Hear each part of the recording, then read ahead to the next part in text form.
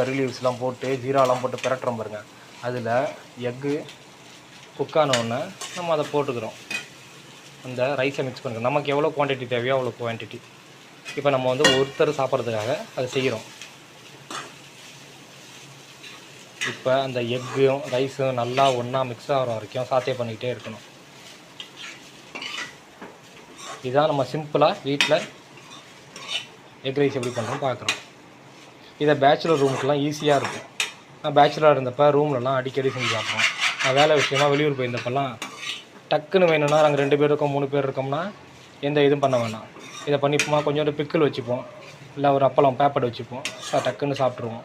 வேலைக்கு போயிருந்தால் ஈவினிங்லாம் ரொம்ப அப்படியே டயர்டாக இருந்துச்சுன்னா இதை கொஞ்சமாக செஞ்சு டக்குன்னு சாப்பிட்ருவோம். அவ்வளோதான். இப்போ ஆற விட்டு பார்த்துக்கிட்டே இருக்கணும். அப்படி சால்ட்டு பார்க்க வேண்டியதான். அது சால்ட்டு பார்த்தாச்சு, நல்லா இருக்குது, ஓகே.